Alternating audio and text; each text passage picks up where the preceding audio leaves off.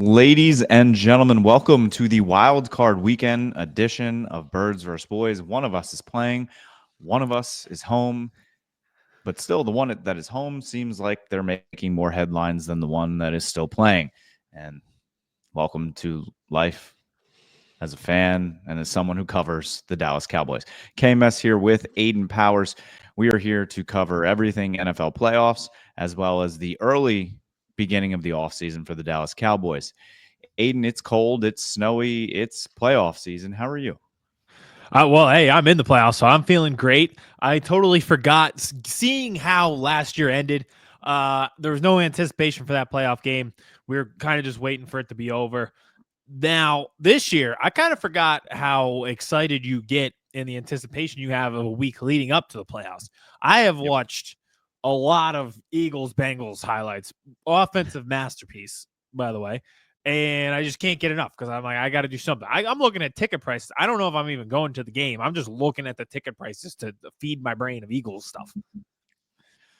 I have looked at nothing except for Jason Whitlock memes this week.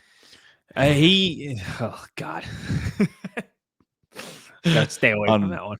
Yeah, I'm not even touching that. But like I said earlier, let's knock out the Cowboys since they're the headlines right now. And let's do that. Let's talk about the fucking shithead franchise that couldn't make the playoffs first. Honestly, 2-seed Eagles won the division, home game against a storied franchise in the Packers. Let's go with you first. Yeah, what would you like to talk about with the Cowboys? So, I mean, if you go to every national sports show, are they talking about the Eagles and the Packers, or are they talking about Mike McCarthy and the Cowboys? I don't think. The whole point of the fact that we have a YouTube page is because we don't listen to that.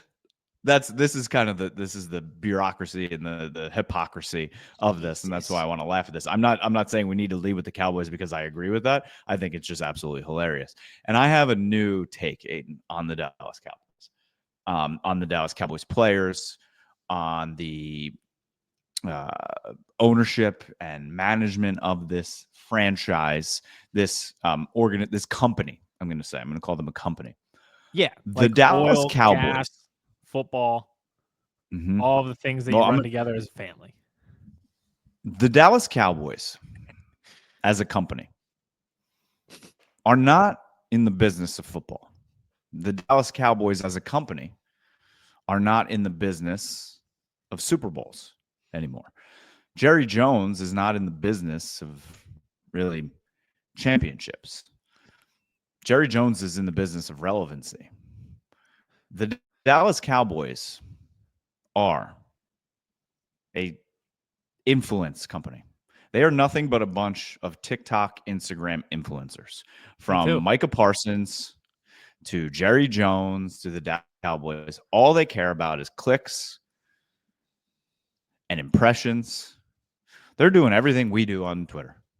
They care about that number. Oh my God. My tweet hit 1 million impressions. Aiden, Jerry Jones is doing the same thing with Stephen Jones and Jerry Jones Jr. That is what it's about. And that is what this Mike McCarthy 14-day window is all about. And I guarantee you this was built into the contract because Jerry wants this 2 weeks, right? Everyone's like, well, I don't understand. It's Black Monday. Well, Stephen A. Smith called it White Monday. I don't know if you saw that, but that was a hell of a statement. It was unbelievable. But I don't think he gets the meaning. I know. But so and other people are like, well, I don't. Trying to buy a country called Greenland because you think it was green. Yeah, I mean, I guess no one ever watched Mighty Ducks 2. No. Greenland is full of ice, and Iceland is very nice. So people also were saying, I don't understand the Mike McCarthy thing that his contract ends on January 14th. What if the Cowboys made the Super Bowl? Well, first, they wouldn't. But second, I mean, I'm pretty sure the contract would say it ends on the 14th or the day after the last game of the season or something in language, I'm sure. Yeah, but I feel like that's standard. Jerry's going to drag this out. Jerry's going to drag this out because this is his timeline. This is what he does. he's in the news. The Cowboys are in the news talking about Mike McCarthy, talking about the coach. What are they going to do? If everyone forgets from just 5 years ago, do you remember what happened with Jason Witten? The Cowboys never even announced that he wasn't the coach anymore. He was just like in the building for like 8 days after the end of the season, not knowing if he was going to be the coach or not. Just people were like, it was really awkward. He was just like walking around the cubicles being like, "What's up, guys? How are you? Want to go to lunch?" Like that's what Jason Witten was doing for 8 days, just in his office. And then like I think he was legit. He was like the guy in Office Space where they literally just stopped sending him paychecks and they put his office down in the basement and they never told him that he was fired. That was Jason Garrett. And then all of a sudden he was just like strolling out of his office one day and they're having a press conference with Mike McCarthy. And he's like, "Oh, well, guess I'm not the coach anymore." That is what Jerry does, because the same thing that's happening now happened then. Everyone was talking about what's happening with Jason Garrett. Is he going to be the head coach? That's what this is, and that's all they care about. He knows he's bringing Mike back, and I don't want to hear all these people being like, "Well, maybe Mike doesn't want to come back." Mike has no other chance, okay? The Bears, I guarantee that's Don Yee, his agent, calling the Bears and be like, "Hey, guys, can you do me a solid here? Can you just ask Jerry for permission?" He's going to say no, but then it's going to be headlines, and then it's going to give me a little bit of leverage. No one else wants Mike McCarthy, okay? It's it. This is what the Joneses and the Cowboys do. It's there. And now I guarantee Jerry is livid at the Bears because the Bears are fucking up his little perfect timeline of how, and now Jerry looks like the mean guy. And people are like, "Well, if Jerry denied that and now he doesn't hire him, he's a big meanie." He's Mike McCarthy. I saw one of my favorite guys on Twitter just said, "What's your percent thinking that Mike McCarthy will be back as the Cowboys?" It's 100. It's 100%. Okay. Yeah. This is just a show. It's a dog and pony clown show that they are just dragging out and out and out. And I will tell you, there are two options of when this is announced. It's either going to be announced leading up to or right as the Eagles game starts at 4:30 on Sunday, which the NFL hates. You are not supposed to make any news during playoff weekends and playoff games. Jerry's either going to do that to try and steal the thunder from the Eagles playoff game, or I think even a better option is that it's announced 5-ish o'clock this Friday, because you know what happens at 6 o'clock on Friday? No, I get off work and I start drinking. The Cotton Bowl Classic at AT&T Stadium, and Jerry wants it announced right before that, and then him and Mike McCarthy are sitting up in the booth, and then they're going to pan up to him during the game like, "Oh, there's Jerry Jones and Mike McCarthy who just got his new contract," and then they're getting clout during a college game. It's all about Jerry. It's all about clicks. It's all about the bullshit. Jerry Jones is simply a 23-year-old TikTok influencer. That's it. Without boobs. He belongs at the Sway House. I'm done. I have many thoughts. Again, so glad that we started with this instead of the team that made the playoffs and has a 2,000-yard rusher and it has the potential to like backup quarterback starting and has a home playoff game. Yeah. So one, that let me give you an alternative that will also feed into their only for headlines. Them leaking it to Jay Glazer, who then presents it on the pregame show leading into Eagles Packers. And they're like, "Jay, what do you got around the league? Jordan Love playing, Hurts playing. Oh, yeah. Oh, and by the way, they're keeping Mike McCarthy." And then everyone's talking about that leading into the Eagles game. That'd be perfect. Also, You mentioned Cotton Bowl Classic happening at AT&T Stadium. Snooze fest. Don't care. Orange Bowl, Notre Dame, Penn State tomorrow night. Kevin and I are going to do a spinoff of Birds vs. Boys. We're going to do a little Lions versus Leprechauns and talk about that game. I'm very, very excited for this. Exciting week of football. So I do agree with you.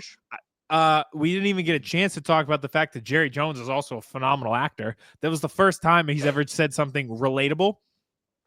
And it felt like it was something that was from the heart and not acting. So his scene in Landman, I was like, that's unreal. But again, another example of this is more for promotion. It is more for entertainment. It is closer to wrestling, which is having a resurgence through Netflix, where the Cowboys will Mm-hmm. have their documentary instead of for football. Mm-hmm. And it's, the fan base is, and it's funny now that like now people are almost like maybe Jerry's doing this on purpose to try and like get the media and the fan base to love Mike McCarthy again when everybody has been hammering him as, he was supposed to be the upgrade to Jason Garrett. And, Jason Garrett only had one losing season as the head coach. Mike now has 2 losing seasons. Jason Garrett had 2 playoff wins as the head coach. Mike only has 1. He was brought to Dallas to be the guy to get the team over the hump. It's not like they were a horrible team. It was like they were stuck in the mud, and Mike was supposed to be the guy that can get them to the promised land, and he hasn't done it. So it's time to move on. It's time to try something new. And it's unbelievable that in the past of this team, and this is what I don't understand anymore, Aiden. And this is, I don't know if this is Jerry just getting old, complacent, I just don't know how this happened, and maybe it's just all the money, and they literally say like, look, it doesn't matter. Jimmy Johnson was fired after 2 straight Super Bowls. Barry Switzer won a Super Bowl, had 1 losing season, fired. Chan Gailey made the playoffs in 5 straight years, was fired. Jason Garrett had never had a losing season. He was fired. Mike hasn't done anything. He's got 1 playoff win. He got blown out in the playoffs last year. He's got 2 losing seasons now. Why are we extending him? What happened to and I guess this goes to, what is the standard now in Dallas? It used to be Super Bowls. Now it's clicks. Like, seems that way. It's impressions. It's being in the headlines. Like, it's so infuriating. It's so frustrating. And this feeds into what you're saying. The standard is no longer Super Bowls. I don't even think they're the most desirable location for the biggest head coaching candidates. So, like, for instance, Mike Vrabel seems like a foregone conclusion that he'll end up in New England. So you don't get Vrabel. He's probably the hottest one. And he just has the coaching experience. The other one is Ben Johnson. You say he's bringing cocaine to? He could. I'm pretty sure that was a Blue Mountain State episode.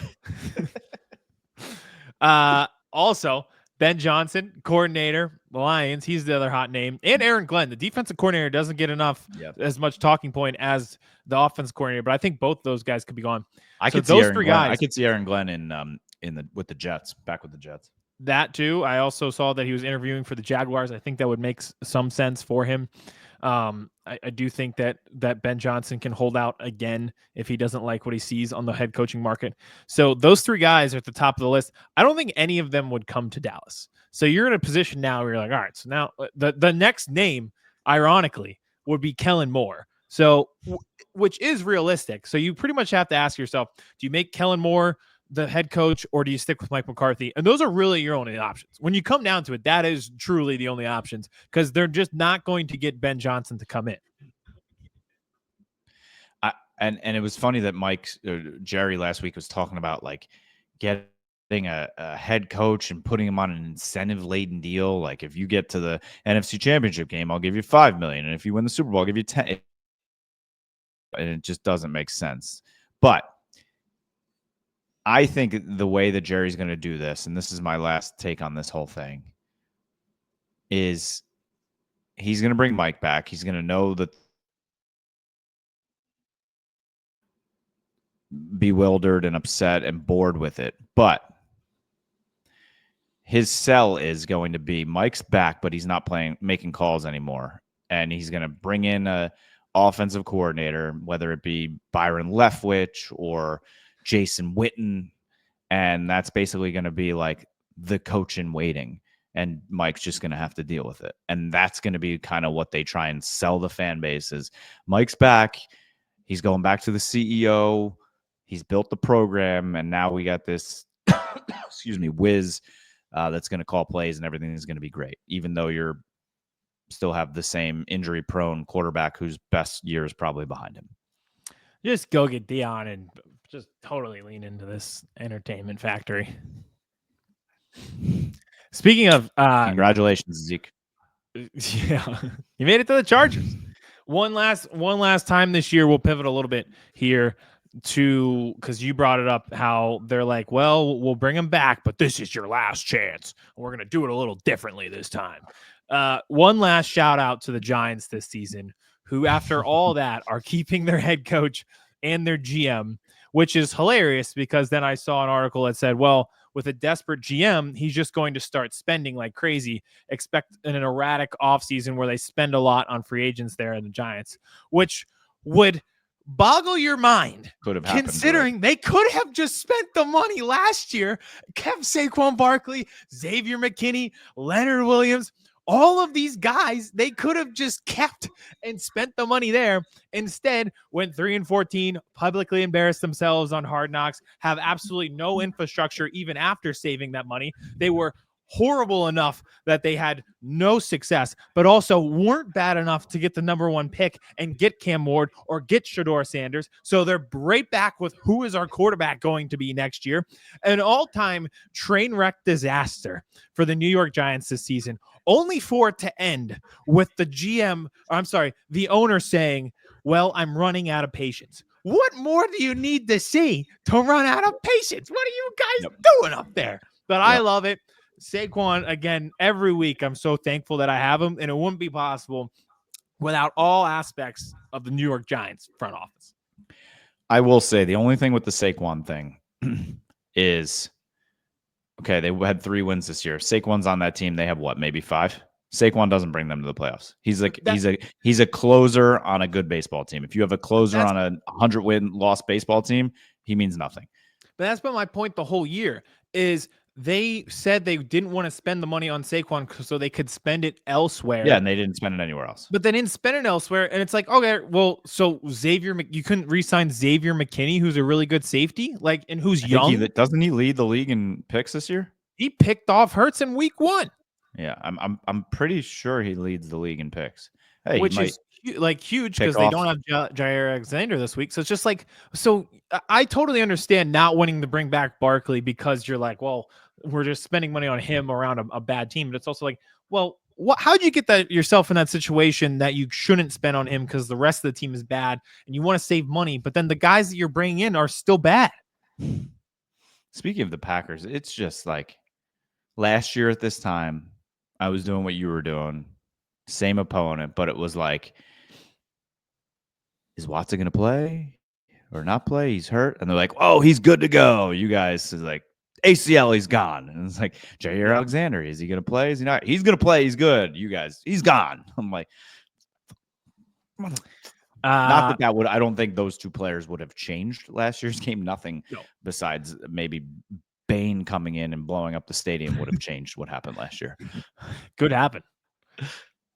I'm so glad after 18 minutes we could get to the team that's in the playoffs. The Steelers? But, yeah. They might need Bane. That's the only thing that might help their offense is if half the stadium blew up on the defense. I think if they lose this weekend, which they probably will, I mean, I know they don't like to make coaching changes, but they haven't won a playoff game since 2014, I think. I think one of 2 crazy things happen. 1, Mike Tomlin gets fired, or 2, and I don't even know if this is crazier, I think they bring in Aaron Rodgers. Oh, God. Yeah, I know. He's done. But I will take Mike Tomlin. I would take, yeah. That was an Eagles thing last year. Like Mike Tomlin could be gone. Get Belichick.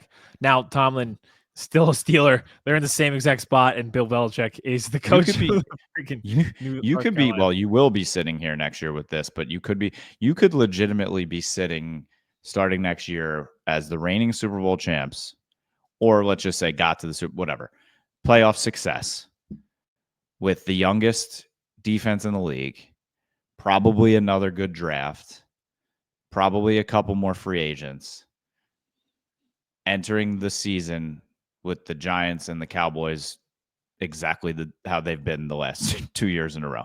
Yeah. And the Commanders, we'll see. They'll be, yeah, I was going to say the Commanders, though, with Jaden Daniels, it'll be good. But yeah, you're totally right. I think about this a lot, but just how fortunate we are with some things that happened. We really hit it off on our first overall picks, but finding an all-pro left tackle, which is really hard to do, almost as hard to do as finding a quarterback, and finding him in the 7th round as a Australian rugby player who had never played football before. We hit a lottery ticket. Like, we hit the Powerball.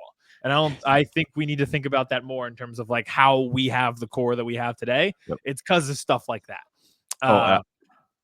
Now it's really the last one for the Cowboys, because you just mentioned hitting on first-round picks. The Dallas Cowboys' lowest rated offensive player and lowest rated defensive player from this year, last year's first-round pick, Mozzie Smith, and this year's first-round pick, Tyler Guyton. Yikes. So, yeah. Cheers. Oh, there's that. This guy stinks. Well, hey, luckily for you, I actually looked up the NFL draft from this past year the other day. And I just want to say, man, you have nothing to worry about, because I'll be honest, it doesn't look like there are any huge names that were immediate successes. Have you just gone back and looked at this draft? Over half the draft is just an immediate like starter that will like has all pro potential almost immediately. Malik Neighbors broke Puka Nakua's single season rookie reception record, but Brock Bowers then broke it later that day. Unbelievable. They had two people. Two people did it. He looks like he's 47 years old. Yeah. You go back and all the quarterbacks worked out. Like, the one that is a maybe right now is Caleb Williams. But Bo Nix, playoffs. Drake May looks great. Jaden Daniels, rookie of the year. All the quarterbacks worked. Quinyon Mitchell is one. Terrion Arnold's played better. Nate Wiggins is good. So, like, all the corners hit. Everybody. Joe Alt. They were like, yeah, he'll be a starter, reliable, all-pro right away. Done. Terrion Arnold, who the Cowboys traded away for to get Tyler Guyton, and the Cowboys were playing Andrew Booth at corner. Okay. Correct. You could have had Nate Wiggins or Terrion Arnold. Didn't take any of those. You could also have traded up for Quinyon Mitchell because he somehow fell all the way to 22 and the Eagles took him. You could have also, if you needed to, and you needed a guy in the slot, you could have traded down, get to around like pick 32, 33, took a guy like Cooper DeJean, didn't do that. All of these things happened. But yeah, if you go look at that draft, immediate success. It's insane. The draft class first round is phenomenal. Even like you go pick 34 is Ladd McConkey. Unbelievable. 40s Cooper DeJean. Like, it's crazy. These kids are immediate successes. And be ready for tons and tons of draft coverage here on Birdsworth Boys as the season wraps up in only a few weeks, which is crazy. And then we will get full into draft coverage. But 4:30 on Fox, Packers at Philadelphia, wild card weekend, everything on the line.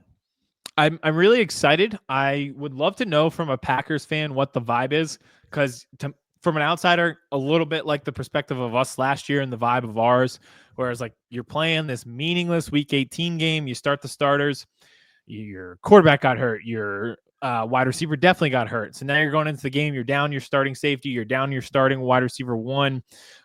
You lost that meaningless game. Now you're back on the road this week. Like, what is the vibe there? Again, it's in the back of my head what happened with the Cowboys last year, but a lot in me just has like, we're in a better spot this year. All 22 starters that were healthy. If Hurts is able to clear concussion protocol, he's practicing while we're recording this. We'll have all 22 ready to roll. I feel the vibe this year to last year is just so much different. Well, and that's funny too. All these people, like, oh, he still hasn't cleared concussion protocol. He can't clear until they practice, and they hadn't practiced. Yeah, that was the last. Yeah. If the journalists that cover the NFL would include that fact in their tweets, I think people would freak out less. But I don't know if you saw my TikTok. I said about Hurts, like, if he doesn't clear, the way Tanner McKee slings that football, season's not over quite yet. We've seen this before. We've good. seen this show before. We've seen this show before. The Mormon missile will carry us. Joseph Smith reincarnated. Hilarious. Yeah, so hilarious. I'd love to know like where the Packers are at. And I think and if I'm wrong, I'm going to go into a dark hole until next September if I'm wrong about this. But sometimes people just tell you who they are, right? Like, if a compulsive liar lies to you, you kind of just have to expect it. They told you who they are. Maybe the Packers just told us who they were. They have 3 wins over teams with winning records. It's the Dolphins, the Rams without Puka Nacua or Cooper Kupp, and then the Texans. So, and then the 5 losses before this meaningless game in Week 18, they lost the Vikings twice, they lost the Lions twice, they lost to the Eagles. Like maybe they're just telling us they're the 4th best team in the conference. And maybe they've told us that from the week 1 in September to week 18 in January. Like maybe they just told us who they are. Yep. And I think they are who they thought they were. I mean, they are who we thought that they were. And it's funny because like week 1 in Brazil, we thought it was going to be a pretty evenly matched team and a game, and it was for a little bit, and then all of a sudden we're like, oh, Saquon, okay, yeah. And then that just built all year, right, and built and built and built and compounded almost to the best season any running back has ever had, literally 100 yards away from it. So I think the two teams, while the Packers, I think, had a decent season, right? 11 wins. That's a good year. Both teams were like here, if you're watching on YouTube, and like the Eagles went here and the Packers kind of like are here. You know what I mean? So I think the Eagles have separated themselves from everybody thinking they were almost equals to start the season. And if you go back to that game, just taking things from there that can be replicated here, disaster of a first quarter for the Eagles. They turned the ball over twice, their first possession. If you remember the first play to Saquon Barkley, he slipped and fell, and it was 2nd and 15. On 3rd down, we were intercepted. So you clean up that quarter. They really, really handled that game for 3 quarters. It was back and forth, but they looked really good for 3 quarters in the first quarter.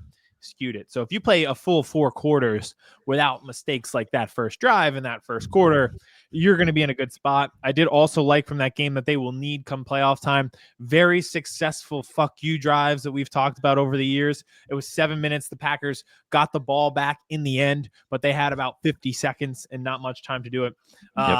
And multiple 3rd down conversions. Hurts used his legs, which I think will be on display in both times he's played the Packers in recent years, 2022 and then the first week of 2024.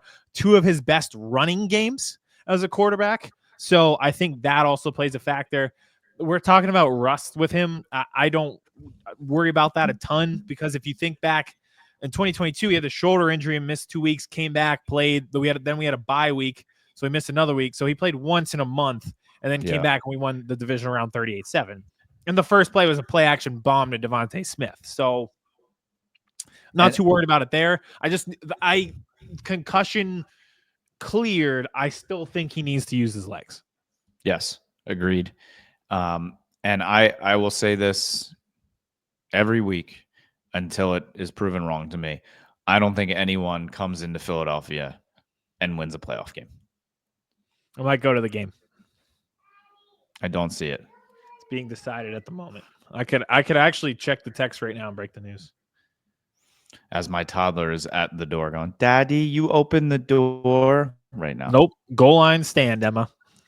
Speaking of that, I think one of the only ways that the Packers win is if Josh Jacobs is able to run the ball effectively. If not, I don't see, like, this is not an anti-Jordan Love thing.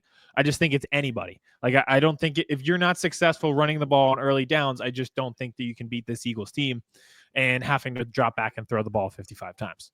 We got a special guest. Oh, hold on, Aiden. Let's see what we're getting here. Let's say hi real quick. Hi. What do you have here? Hello, Emma. Ooh, it looks like I got an invitation for something, Aiden. Hold on, let's see. It's my invitation to the game. What is it? Can I see it?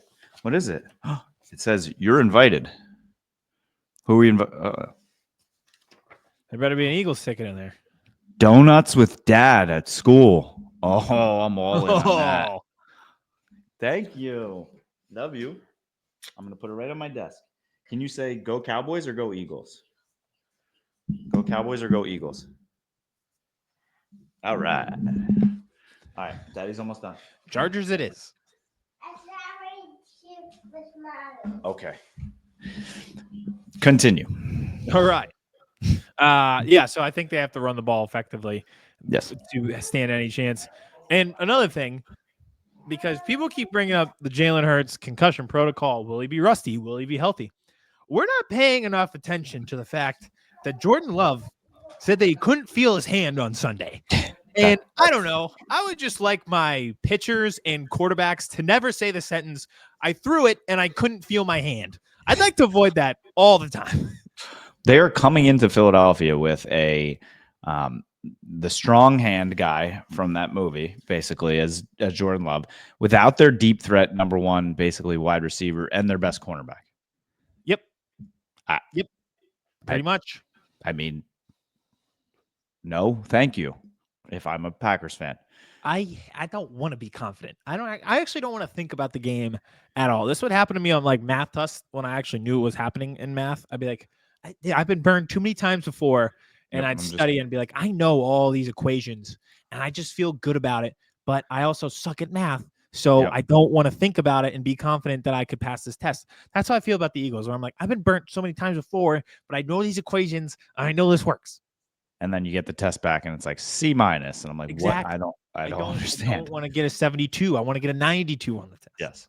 I don't understand. I showed my work. Yeah. I don't. Is Howard Eskin going to be in the building? Nope. Also, by the way, he was legitimately the meme from the Jets where he tried to go to the NovaCare complex and they wouldn't let him in. Literally banging on the door. They wouldn't let him in. But, I think it's a good lesson, especially for like up and coming people like this, for like us. Like if we want to make it in media, it's like, just don't be an asshole to people and you'll probably get farther, because even if like, he's just a guy who made a career out of being an asshole to athletes and fans and being this narcissist, to the point that like when the time came and he crossed the line too many times being an asshole, it's like, well, we can move on without you. So it's a good lesson to just be nice to people. Yeah, it's just not. And it's like, I don't know, maybe, okay, you're cool. You were having a conversation with Brandon Graham. Like the girl just tried to tell you something. You don't have to snap. I don't know. You didn't have to snap at her, right? Which is also hilarious because that was definitely the conversation where they were like, Brandon, stop talking. It was the time that he was on WIP and he's like, yeah, Jalen and AJ, they were friends. And everyone's like, what do you mean by they were friends? They were. It was that day. Oh, God. What a day in Philly lore. It's like a reality TV show. We're better at the reality TV than you guys are, and that's your main focus. Oh, goodness gracious.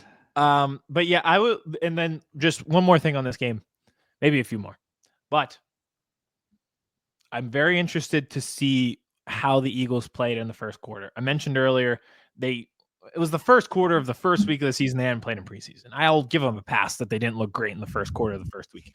This week, I'm very interested to see what they do, because I think a lot of people are expecting them to go Giants divisional round in 2022, air it out, play action at Devontae first play.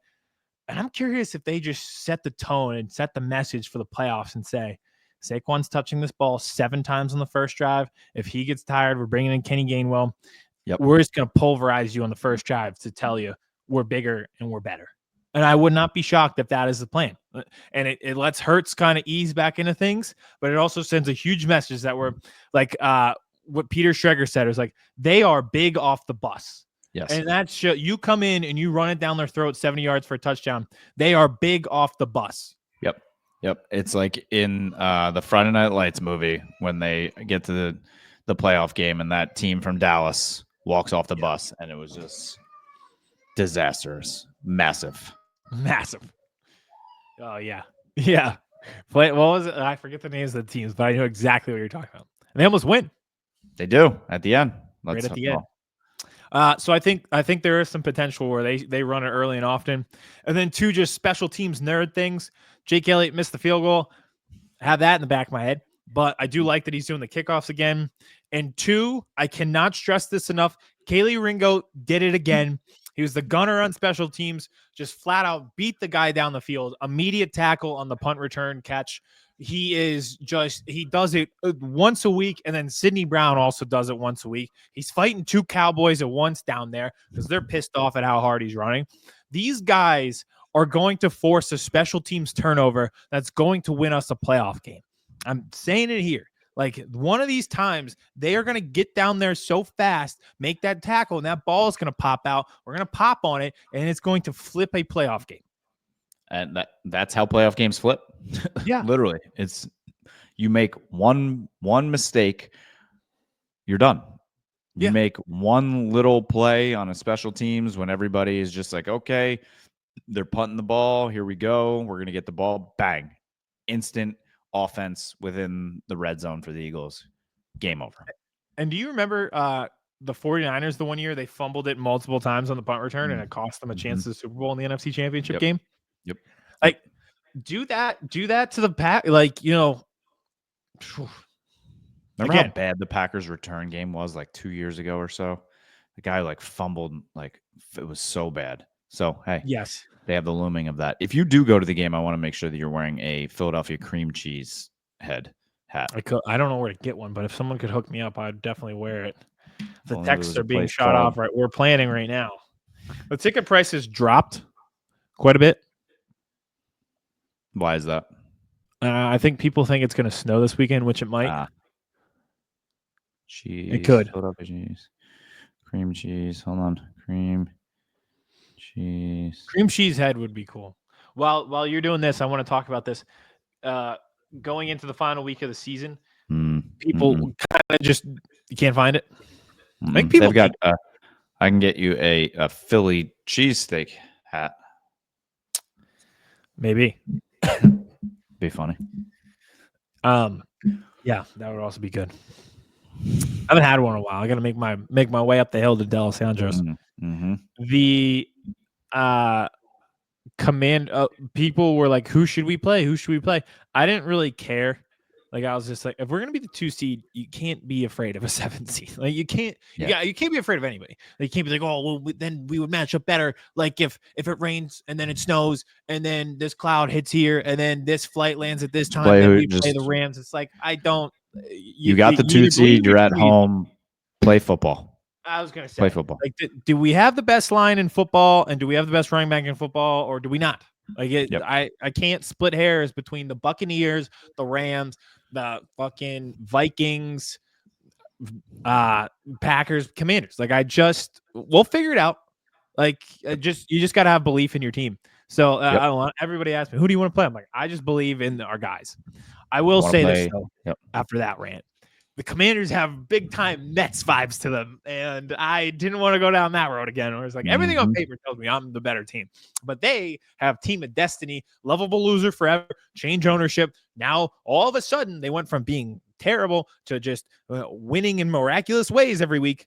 Mets, Commanders on that same little path there that I didn't like. And I don't think you want to see Baker Mayfield in the Bucs right now either, just because of the vibes in the past. Well, I was going to say, everything on paper says we're better until they blitz. Did you also, on a completely different note, and now it seems like Tyreek is mending the fences in Miami, but did you see what he changed his Twitter bio to picture? I did. He was Antonio Brown leaving the field.